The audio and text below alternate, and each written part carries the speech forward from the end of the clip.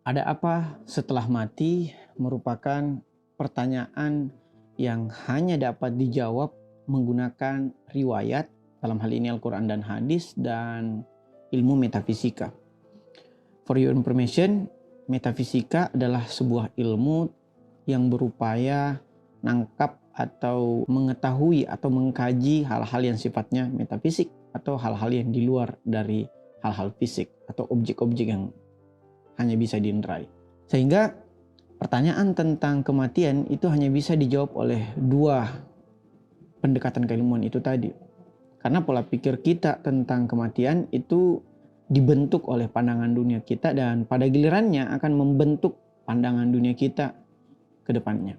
Pandangan dunia seperti yang kita ketahui hanya terbagi dua, yaitu pandangan dunia materi dan pandangan dunia tauhid. Pandangan dunia materi atau materialisme menganggap perjalanan ruh itu hanyalah sesuatu yang sifatnya duniawi belaka, atau bahkan ia menganggap hal itu tidak dapat dipelajari perjalanan ruh itu setelah di alam dunia ini karena objeknya tidak dapat diverifikasi, karena objeknya hal-hal yang sifatnya materi. Itu disebabkan oleh pandangan dunia yang merasa bahwa hanya hal-hal yang materi yang dapat diverifikasi. Pada gilirannya, mereka menganggap bahwa kematian hanyalah fenomena alamiah yang mengakhiri kehidupan manusia. Sebaliknya, di sisi lain, pandangan dunia tauhid justru menganggap perjalanan ruh itu adalah sesuatu yang bukan saja ilmiah atau dapat dicari kebenarannya, tetapi juga begitu penting. Karena pandangan dunia tauhid itu mengakui keberadaan hal-hal yang di luar materi belaka atau sesuatu yang kita sebut sebagai non-materi atau metafisik. Pada gilirannya, pandangan dunia tauhid menganggap kematian merupakan perjalanan ruh dari alam yang satu atau alam dunia menuju alam selanjutnya, baik itu alam barzah maupun alam akhirat. Nah, perjalanan roh itu begitu penting karena dua hal. Pertama, ia merupakan perjalanan yang sakral karena tujuannya adalah mengembalikan ruh kita kepada pemiliknya, dalam hal ini Tuhan. Dan yang kedua, karena gerakan dari perjalanan ruh itu adalah gerakan penyempurnaan makhluk, dalam hal ini kita, ketika mengalami kematian menuju yang maha sempurna, dalam hal ini Tuhan. Usia berapapun kita, kematian itu bisa saja datang secara tiba-tiba. Jadi kematian itu bukan hanya dekat bagi lansia, tetapi sangat dekat bagi siapa saja, tidak peduli usianya.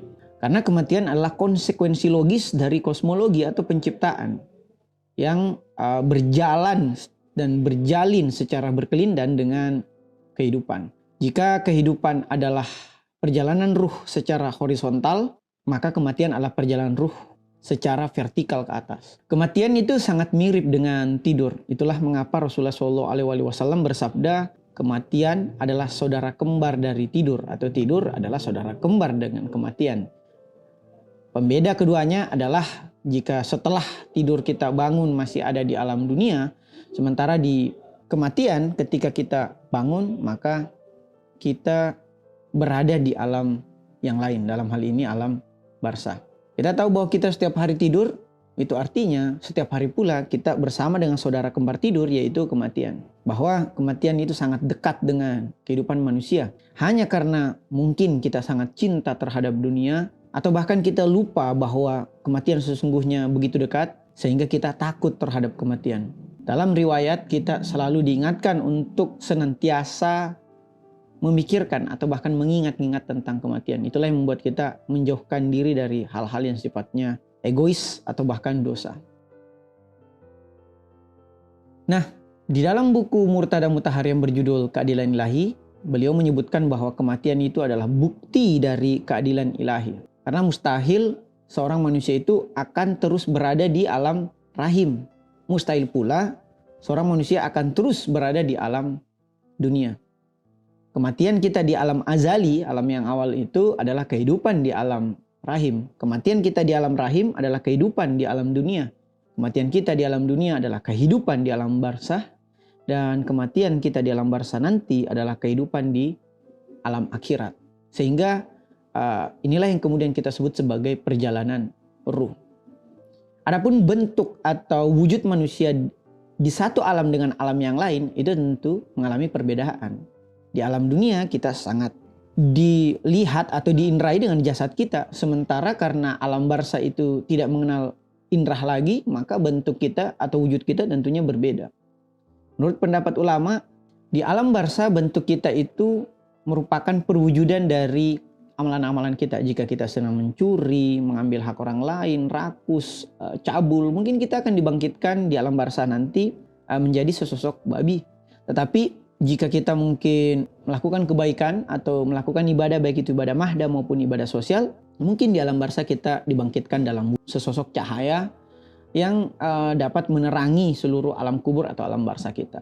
Di dalam buku ini pula Muhammad Sujai menjelaskan pula tentang di alam barzah itu sebenarnya kita tidak tepat mengatakan barzah saja, tetapi barsaki-barsaki. Kenapa? Karena kita hidup sendiri-sendiri di alam tersebut, di alam barzah tersebut. Kita dibangkitkan sendiri-sendiri. Sehingga ketika kita seorang diri, yang lebih tepat adalah barsaki-barsaki, bukan barzah.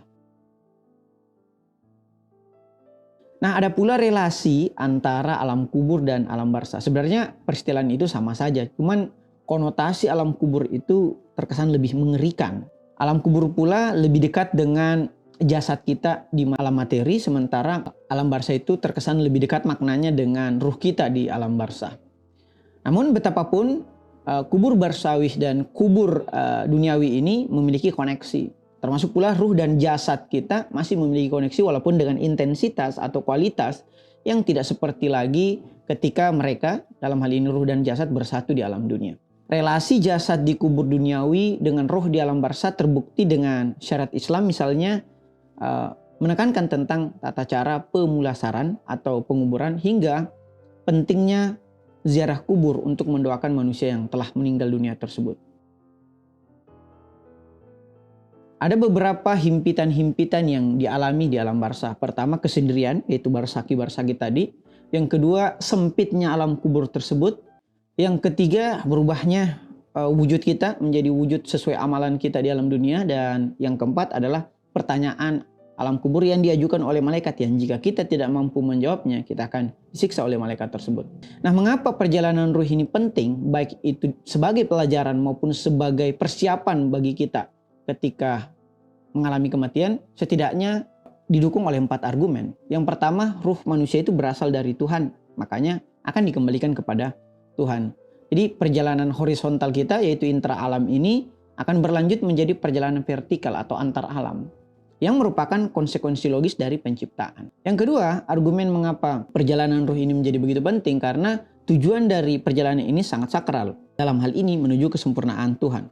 Yang ketiga, argumen mengapa pentingnya kita melakukan perjalanan ruh, karena secara kosmologis alam ini tercipta secara bertahap, dalam hal ini dari alam azali sampai kepada alam akhirat. Sehingga mustahil jika kita tidak melakukan perjalanan ruh, karena bisa saja alam tersebut tercipta secara sia-sia. Dan argumen yang terakhir terhadap pentingnya perjalanan ruh ini adalah sebagai wujud keadilan ilahi, karena di alam selanjutnya itu atau melalui perjalanan ruh itu kita akan dibalas semua amalan baik kita dan amalan buruk kita yang dulunya belum dibalas di alam dunia. Dan ini juga menjadi begitu penting karena perjalanan ruh membuat kita mempersiapkan bekal menuju alam selanjutnya. Nah, sebagai penutup, apa saja yang perlu kita persiapkan sebagai bekal melakukan perjalanan ruh?